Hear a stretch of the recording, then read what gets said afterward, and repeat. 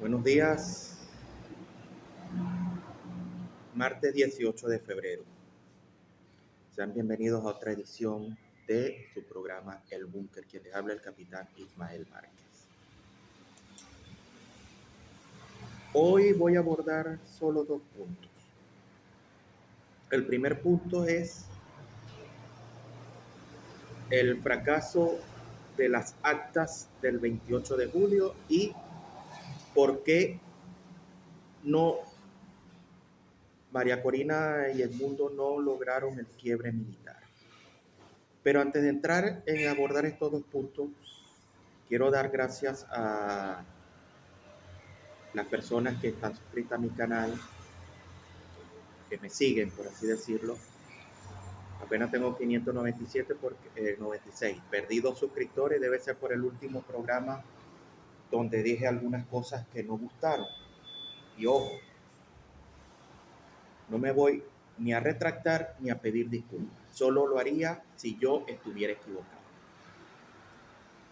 Pero lamentablemente las personas todavía están aferradas a la esperanza y a la creencia de MCM y el señor Edmundo González Urrutia.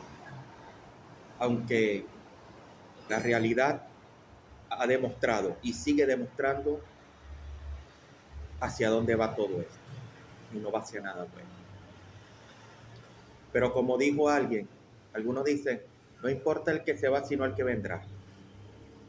Yo voy a tomar una frase de uno de los peores asesinos de la humanidad, que se la dijo a otro asesino, como fue Ernesto Che Guevara. Pero este hombre, me refiero a Fidel Castro, le dijo una vez a Ernesto Guevara de la Serna, conocido en los bajos fondos como el Che: no importa los que se van, sino los que se quedan, porque realmente contamos con ellos.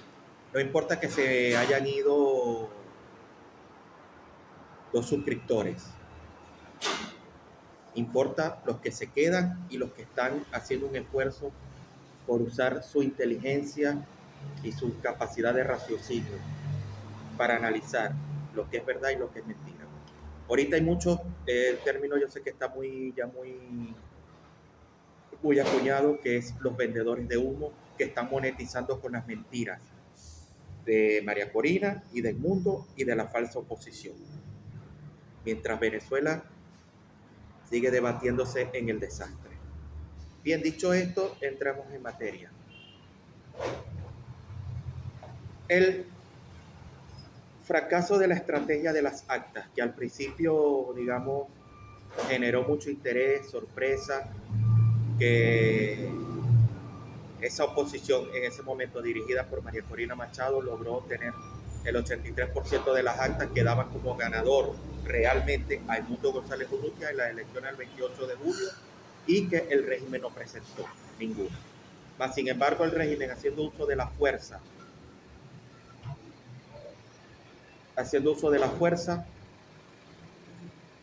se robó las elecciones, dio un golpe de Estado, desconoció la voluntad de más de 7 millones de venezolanos y ahí siguen en Miraflores. Ahora, a estas alturas, del 28 de julio para acá, ¿por qué ya a nadie le importa las actas? Porque, como dijo Héctor Lavoe, eso es un periódico de ayer. Las acciones que debió tomar MCM y Edmundo tenían que ser otras.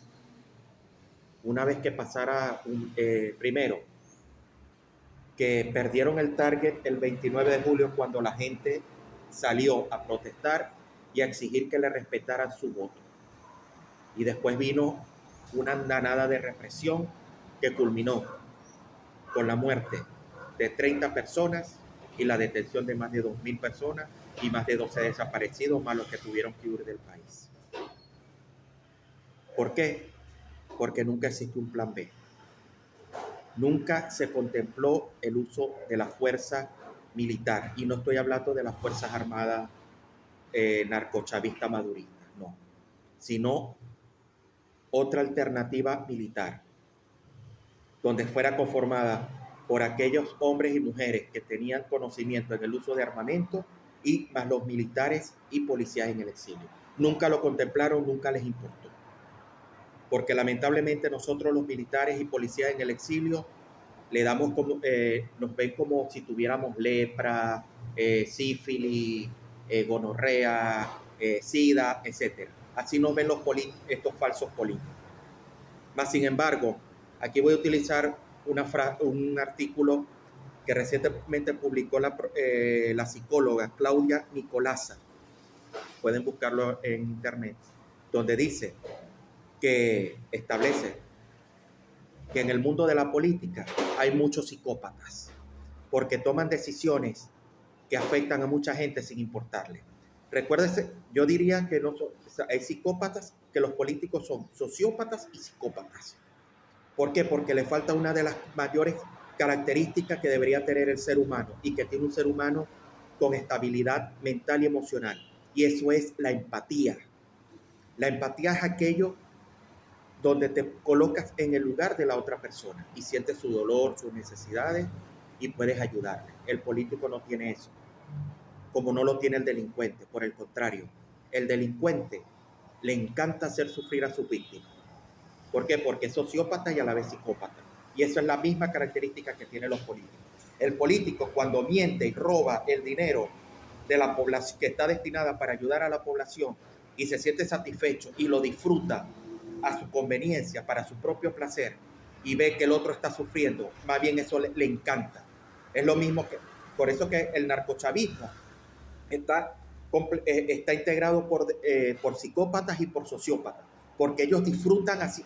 Maduro y Diosdado Cabello y los hermanos Rodríguez, Padrino López, disfrutan haciendo sufrir al pueblo venezolano y haciéndonos sufrir a los que estamos afuera de Venezuela. ¿Por qué? Porque les da prácticamente un orgasmo. Ellos sienten orgasmo. Es lo mismo que siente también la falsa oposición. Cuando miente, juega con nuestras esperanzas y lamentablemente las personas, por aferrarse a una mentira, a una esperanza, y dice hay que tener fe, sí, pero yo ya lo he dicho en anteriores oportunidades, señores, la fe sin acción es fe muerta. La oración sin acción no sirve de nada. Ayúdate que yo te ayudaré. Y todo porque lo que decía Santa María Corina, San Edmundo, eso era correcto. A mí me insultaron, me cayeron, me dijeron de todo, pero yo, bueno, el tiempo verá quién le da la razón. Si a los que verdaderamente exigimos acciones reales, porque yo como ciudadano estaba en mi derecho de exigirle acciones a María Corina y a Edmundo González, las cuales no tomaron, y si no tomaron es porque no son parte de la solución, sino son parte del problema. ¿Cuántas veces no se le dijo a María Corina que no confiara en esos políticos del G4? Y ella ya sabía que no podía confiar en ellos. Mas, sin embargo, prefirió hacer lo que ellos decían. ¿Cuánta gente común y silvestre no le escribió a sus redes sociales que ella no necesitaba de los partidos políticos del G4 para hacer lo que tenía que hacer, si contaba con el apoyo del pueblo venezolano? Porque sí lo tuvo, ya sé que no lo tiene. Pero ella prefirió rodearse de asesores malandros, delincuentes, y seguir la ruta electoral. Ok, ganaste las elecciones, te las robaron, ¿ahora qué ibas a hacer? No, vamos a rezar el rosario, vamos a pintarnos las manos con pintura roja, como lo dijo la estúpida de Magali Meda. Y me perdonan si soy misógino, pero es una estúpida, es una lacra. Por mí que se muera dentro de la embajada. Por estúpida. Porque decir que hay que tragar grueso y sentarnos con el chavismo es como si el día de mañana me dicen, y ojo, yo me bauticé en la religión cristiana protestante o evangélica, pero soy malo porque soy un mal evangélico porque lamentablemente yo no puedo perdonar a aquellos que me intentaron destruir, que me intentaron matar, que me obligaron a salir.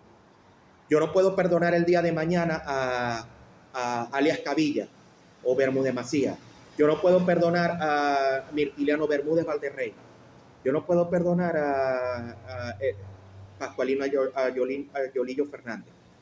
Yo no puedo perdonar a un Leopoldo Nessi, a una Yaneluna, a una María Lola Castillo, a a un Ronald Bastardo, etc. Yo no los puedo perdonar, no los puedo. Dios mío, perdóname, no los puedo perdonar. Si en mis manos estuvieran 5 metros bajo tierra, porque es a donde merecen estar. Entonces nos dicen, vamos a negociar con el narcochavismo y demás, porque esto es un país de reconstrucción. No, señores, no se puede construir nuevas instituciones sobre las viejas. Lamentablemente necesitamos un fuego purificador, abrasador, para reconstruir a Venezuela. Lamentablemente.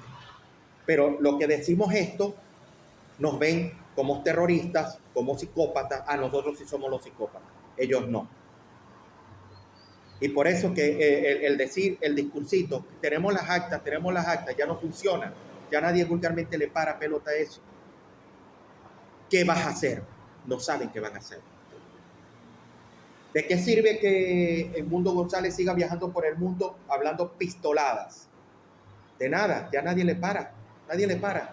¿Por qué? Porque no tiene vulgarmente los guáramos ni los testículos para enfrentar a Nicolás Maduro, que lamentablemente tiene los testículos guáramos para escoñetar y destruir a Venezuela y destruirnos a todos nosotros. Entre los 190 venezolanos que fueron deportados hace días de Estados Unidos a Venezuela, habían 2 militares desertores. ¿Qué pasó con ellos? El DGC se los llevó y les van a clavar mínimo 8 años por el pecho, por traición a la patria. Que es lo que nos pasaría a todo el que salió de las Fuerzas Armadas y de las policías de Venezuela. Ese es el destino que nos esperaría si regresamos a Venezuela. La cárcel o la muerte. Pero eso no le importa a María Corina. Yo me pregunto, ¿cómo María Corina tiene riñones y ovarios para no darles respuesta a esas personas que se le acercaron durante la campaña y niños llorando, pidiéndole que liberaran a Venezuela para que pudiera regresar su familia? ¿Cómo carajo, cómo coño no tienes, o ustedes no tienen riñones, o tuvieron riñones y ovarios y testículos supuestamente para engañar a esas personas? Que decir, van a regresar, las familias se van a reencontrar. Lo mismo que hizo Guaidó, que es un psicópata sociópata, cuando dejó morir a los niños de que esperaban un trasplante de médula en el hospital JM de Los Ríos. Aquella gente que murió pasando el Darién, aquella gente que murió caminando de Venezuela a Colombia porque iba a Perú. Son psicópatas, son sociópatas y merecen el peor de los castigos. A lo que me lleva al segundo punto. ¿Por qué no lograron el quiebre militar? ¿Qué es lo que esperaba? Señores, y se lo he explicado a otras personas en privado, que la Fuerza Armada nunca iba a haber una rebelión en contra de Maduro. Eso se lo expliqué a un supuesto amigo de González Urrutia y el tipo no me quiso creer. No, porque como son políticos, ellos saben tanto que saben excremento. Ustedes ven que el político lo sabe todo, sabe tanto que no sabe nada. No saben nada, porque la ignorancia los arropa. Y como dijo Platón, el mal de la humanidad comienza con la ignorancia. Entonces, ¿por qué no se logró el quiebre militar? Porque si algo supo hacer Hugo Rafael Chávez Frías fue dividir a las Fuerzas Armadas. Crear, destruir esa cohesión y evitar que surgieran liderazgos en los oficiales como surgió el de él. Porque y esto me lo dijo mi hermano, aunque yo no me la llevo bien con él, pero dijo una frase muy sabia. Conspirar en democracia es lo más fácil del mundo. Arrecho es conspirar en dictadura. Mucho más en una tiranía comunista o narcocomunista. Ahí sí es arrecho conspirar. Chávez conspiró durante 10 años y no le pasó nada. ¿Por qué? Porque tenía cabrones que lo apoyaban y sabían que estaban conspirando y lo dejaban tranquilo. Dijeron, ese es un pobre loco, déjalo. Y lo mandaron a puestos a comandar compañía y después a un batallón. Y así llegó el 4 de febrero. Chávez no iba a permitir eso, ni él ni los suyos. Como tampoco iba a permitir él y Maduro que aquellos militares que cayeran presos por conspiración, le dieran todas las prebendas como se la dieron a él y a todos los suyos, que estaban, ya era un hotel y un prostíbulo, porque cuanta prostituta le daba la gana iba a coger con Chávez. Y eso no es mentira lo que estoy diciendo. Tenían goce de sueldo. Chávez tenía una pensión, y lo dijo él en un programa de televisión, en una entrevista, que él tenía una pensión por teniente coronel retirado de $2,000 para esa fecha. De $2,000, año 1998, 97. $2,000. ¿Cuánto es el sueldo actualmente de los venezolanos y de los militares? El de los generales sí es $2,000, un poco más los que ganan con el contrabando de combustible y droga. Pero para no seguirme desviando. Entonces, ¿qué es lo que hizo Chávez para separar todo? Bajo el plan castrocomunista. Primero, crear más categorías de oficiales. Porque antes existían 2 categorías de oficiales. Oficial profesional de carrera, llámense los de comando, los que egresaban de las academias militares, y los oficiales asimilados, que eran profesionales universitarios que realizaban su curso de asimilación 4 o 6 meses, dependiendo del tiempo que estipulara, y salían con el grado de teniente o primer teniente. Y si tenía posgrado, mucho mejor, que fue mi caso. Cuando yo me asimilé, yo tenía un posgrado y salgo con el grado de primer teniente. Si hubiese salido si hubiese tenido en ese momento culminada mi maestría, que lo único que me faltaba era presentar la tesis, y no la había presentado por X factores, más fue culpa mía que de la universidad, yo salgo fácilmente con el grado de capitán, pero salí con el grado de primer teniente, y 5 años después ascendí a capitán. Ya tenía había culminado mi otra carrera universitaria y mi maestría, y después ya iba a empezar a hacer mi doctorado, con miras a ser oficial superior, que yo ahorita sería mayor, ya próximo a teniente coronel. Pero volviendo, Chávez crea 2 categorías más de oficiales. Oficial técnico, que fue el que más problemas generó. Los oficiales técnicos anteriormente eran los suboficiales, que eran sargentos técnicos y llegaban a maestro técnico mayor, así, que utilizaban barras plateadas, y eran peritos especialistas en áreas mecánica, electrónica, salud, etc. O sea, eran altos profesionales. Existían oficiales, suboficiales y tropas profesionales, que eran los sargentos. Pero cuando Chávez crea la categoría de oficial técnico, había muchos sargentos técnicos que hicieron la transición, y que el día de hoy eran sargentos, a los 2 meses ya eran coroneles. Eso generó un choque entre los oficiales de comando y los oficiales técnicos, porque los técnicos venían con cierto resentimiento hacia los oficiales. En ese momento no nos incluyeron a los asimilados, porque asimilados estábamos incluso en nuestra área, nuestra propia área. Aunque habíamos muchos asimilados que estábamos más que capacitados para comandar. Pero ¿qué resulta? Que el asimilado tenía mando, pero no comando.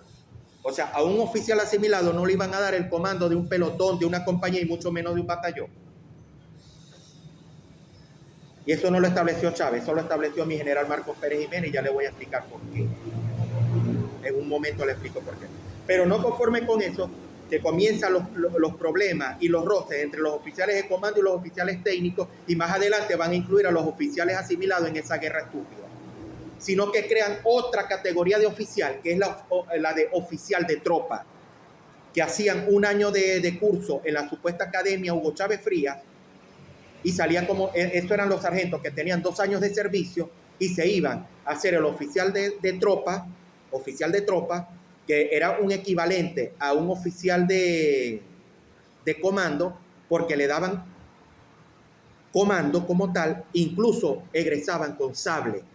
El sable es el símbolo del comando, cosa que no les daban a los asimilados, pero sí se lo están dando a los técnicos, a los oficiales técnicos. Actualmente, ¿dónde está la academia técnica? Donde funcionaba la ESCUBAFAR, la Escuela Básica de las Fuerzas Armadas. lo que en el pasado fue el Batallón Simón Bolívar en Maracay, que es esa estructura hermosísima que está frente a la Plaza Bolívar de Maracay, que es una arquitectura es una obra del arquitecto Raúl Villanueva durante el gobierno de mi general Juan Vicente Gómez. Ahí funciona la Academia Técnica. Y la Academia para Oficiales de Tropa, Hugo Chávez, funciona en Fuerte Tiuna. Mientras que los asimilados o los mandan a la academia o los mandan a las distintas escuelas. En mi caso fue la Escuela de Ingeniería de la Fuerza Armada Francisco Jacot, que está en Fuerte Tiuna.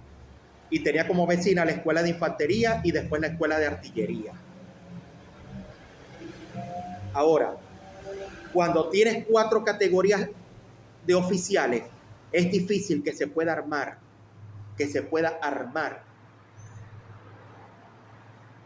un movimiento insurreccional. Primero, porque los oficiales técnicos son los más leales al narcorrégimen, sin contar los oficiales de tropa, que también son muy leales al narcorrégimen. Eso nadie se lo explicó a María Corina, no sé si lo sabrá, o González Urrutia, porque supuestamente ellos tenían expertos. No se rodearon de verdaderos militares. Nunca nos pidieron asesoría. Cuando hay oficiales excelentes oficiales en el exilio. Eso por una parte. Encima que el pénsul de estudio, un desastre. No se iba a lograr el quiebre militar por eso. Por eso siempre dijimos, hay que trabajar son con los oficiales y los tropas profesionales y los policías que están en el exilio. Porque si nosotros salimos fue por algo, porque no estábamos de acuerdo, porque nos descubrieron una vaina rara, que estábamos hablando con otras personas, como en mi caso. Yo mi libertad y mi vida se la debo a 2 sargentos y a una teniente. Uno de los sargentos y la teniente ya no están en la Fuerza Armada, pidieron su baja y se fueron. Pero esos 2 sargentos y esa teniente me recomendaron a mí, me dijeron, mi capitán, váyase porque vulgar, y discúlpeme la expresión, lo van a joder, ya lo tienen listo para joderlo. ¿Quién me quería joder? Bermúdez Macías, Cavilla. Entonces voy a perdonar yo a Cavilla, voy a reconciliarme yo con Cavilla, voy a reconciliarme yo con ese maldito pedazo de mierda, hijo de puta, jamás. Y Dios, Señor, me tiene que dar la oportunidad de meterle un balazo a esa lacra. O por lo menos meterle un batazo y partirle el cráneo, porque eso es lo que merece el desgraciado hijo de puta ese. ¿A cuánto nos jodió? Dígame el homosexual de Mirtiliano Valderrey. ¿A cuánto nos jodió? Y a Yolillo Fernández, ¿a cuánto nos jodió? En sus aras de defender la revolución. Y yo me voy a reconciliar mañana con ellos. Sí. La diferencia es que yo no soy Cristo. Jesús era el Hijo de Dios. Yo soy creación de Dios, pero no soy perfecto, por más que pido que el Espíritu Santo entre en mí, es difícil, porque soy humano y tengo todos los defectos del mundo. Y siento, y mi odio hacia esos miserables es grandísimo. Pero volviendo, le voy a explicar por qué el asimilado tiene mando, pero no comando. Y esto data de antes que cuando mi general Marcos Pérez Jiménez se hizo con la presidencia de la República en 1954. En 1948 los militares derrocan al maestro y novelista Rómulo Gallego. ¿Quién estuvo detrás de ese derrocamiento del primer presidente civil elegido democráticamente en elecciones? Estuvieron involucrados 3 tenientes coroneles específicamente. Mi teniente coronel en ese momento, Carlos Delgado Chalbó, hijo del general antigomecista que muere durante la invasión del Falque para derrocar a Gómez, Román Delgado Chalbó. El segundo, el teniente coronel Marcos Pérez Jiménez, el mejor promedio que ha tenido la Academia Militar de Venezuela. oriundo del Táchira, y el teniente coronel Luis Felipe Llovera Páez, oriundo del estado Bolívar. Llovera Páez y Marcos Pérez Jiménez eran compañeros de promoción, egresados de la Academia Militar de Venezuela. Pero el teniente coronel Carlos Delgado Chalbaud no era un oficial egresado de la Academia Militar, era un asimilado, graduado en ingeniería en Francia, que fue incorporado a las Fuerzas Armadas, específicamente al Ejército de Venezuela, por el general en jefe Eleazar López Contreras. Lo incorporan al ejército como oficial con el grado de capitán, comandando un batallón de ingenieros de combate. Primera vez que se veía eso. Posteriormente, el teniente coronel, el capitán, asciende a mayor, y siendo mayor, lidera junto con los adecos y otro capitán llamado Manuel Suárez el golpe de estado que derroca al general Isaías Medina Angarita y forma parte de la Junta de Gobierno. Él en representación de los oficiales superiores y Manuel Suárez en representación de los oficiales subalternos. Y el presidente de esa junta fue Rómulo Betancourt. Se van a elecciones. Gana Rómulo Gallego. Rómulo Gallego quería mucho a Carlos Delgado Chalbaud porque había compartido tiempo con él allá en Europa y lo quería como un hijo. Y fíjese, Rómulo Gallego nombra al mayor Carlos Delgado Chalbaud, siendo oficial asimilado, lo asciende a teniente coronel y lo nombra ministro de Defensa. Y lo más curioso es que Carlos Delgado Chalbaud tenía más antigüedad que Pérez Jiménez y que Llovera Páez. Y ellos le decían mi comandante, siendo un asimilado, siendo ministro de Defensa. Y así manejó a las Fuerzas Armadas hasta que llegó el momento y por circunstancia se involucra en la conspiración contra Rómulo Gallego, que eso fue una traición. Traicionó al hombre que lo quería como su padre. Y se une a Pérez Jiménez y a Llovera Páez y otros oficiales. Pero como él era más antiguo, él hizo valer su antigüedad. Hay una serie muy buena que protagonizó ese gran actor, primer actor hoy ya fallecido, Raúl Amuntarain, que habla sobre el magnicidio, la muerte de Carlos Delgado Chalbaud. Y van a ver cómo Delgado Chalbaud imponía su autoridad siendo asimilado.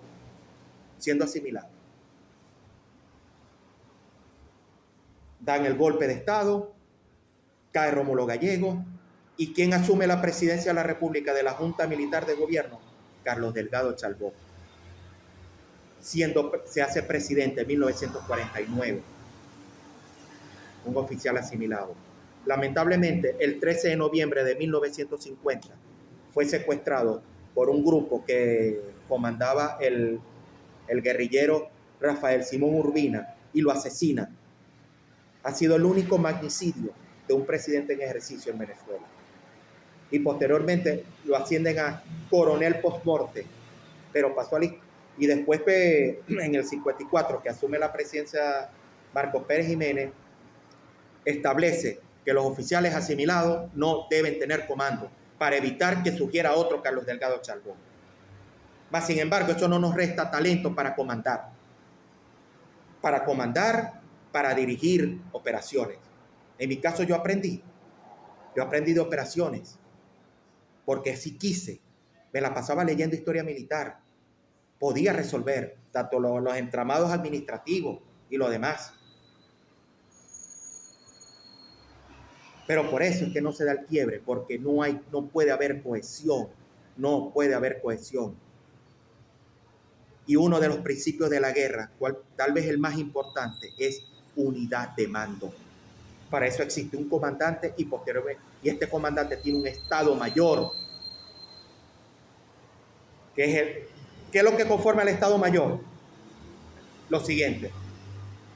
El 1, depende otra cosa, para pasar, bueno, voy a explicar. Depende de la nomenclatura. Si era una división en aquel entonces, ya desaparecieron las divisiones en Venezuela. Era E1, E2, E3, E4 y E5. El E1 era personal. El E2 era inteligencia. El E3 era operaciones.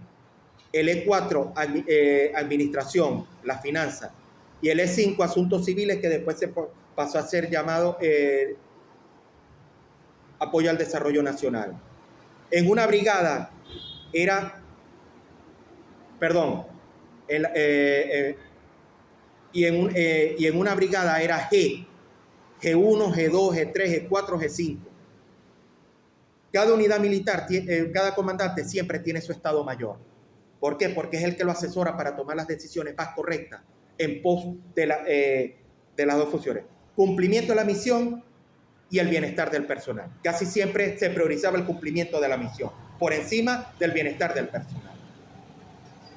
Pero para eso se necesita unidad de mando, uno de los principios de la guerra. Si no hay unidad de mando, reina la anarquía, reina el desorden. Por eso los tres pilares sobre los que descansaban las Fuerzas Armadas eran obediencia, disciplina y subordinación. Pero eso se refería a las instituciones democráticas, que hoy no existen. Y otra cosa que hizo Chávez fue aumentar, táctica narcocomunista, pero que ya se había empleado en la Guerra Federal, aumentar el número de generales para que se pelearan entre ellos. Vulgarmente, prostituir el grado de general a partir de general de brigada. Encima, eliminó en el ejército, eliminó las divisiones. Solo quedaron las brigadas, porque antes habían 5 divisiones. Primera división de infantería, que estaba en el sur, allá en Maracaibo, y que agrupaba al Zulia y Falcón, Lara, sí, la primera división de infantería. Estaba la segunda división de infantería. La tercera división de infantería operaba en Caracas, Fuerte Tiuna. La cuarta, si no me equivoco, era hacia San Juan de los Morros, o sea, de la parte de los llanos. Y la quinta división de infantería de selva, que agrupaba los estados del Tamacuro, Bolívar y Amazonas. Esa era la guarnición. ¿Qué es lo que hizo Chávez? Establecer las zonas operativas de defensa integral y las regiones estratégicas de defensa integral. Crea el cargo de mayor general y 20 y tantos generales de división, 20 y tantos generales de brigada. Y en la red y también un coñazo de generales para manejar una oficina. Prostituyó el grado. Desaparecieron las divisiones. Lo que más fortaleció Chávez, y era porque le convenía, fue a la Guardia Nacional, que antes eran 8 comandos regionales y creó comandos de zona, y las zonas de la Guardia Nacional, que anteriormente por cada estado creó un comando zonal. Y lo fortaleció para la represión. ¿Por qué? Porque en los comandos zonales no podía ingresar personal del ejército, pero en las SODI sí. Las SODI que anteriormente habían sido las divisiones, podía haber hay personal del ejército, de la guardia, de la aviación, incluso de la milicia, para debilitar al ejército como tal y fortalecer a la guardia, porque iba a ser el escudo, la barrera para evitar cualquier movimiento cívico popular que amenazara su poder. Y eso es lo que está funcionando. Por eso no se va a dar el quiebre militar. Y estos miserables de la falsa oposición, politiqueros, sociópatas, psicópatas, no quieren la salida violenta, solo negociar. María Corina Machado y Edmundo González prefieren sentarse con Padrino López a que sentarse con mi almirante Carratú Molina, mi general Néstor Pérez González, el vicealmirante Molina Tamayo, entre otros. prefieren negociar con Padrino López porque es un delincuente, un ampón como ellos. Así de sencillo. Entre ampones se entiende. Esa es la explicación que quería dar. Muchas gracias. Hasta una próxima.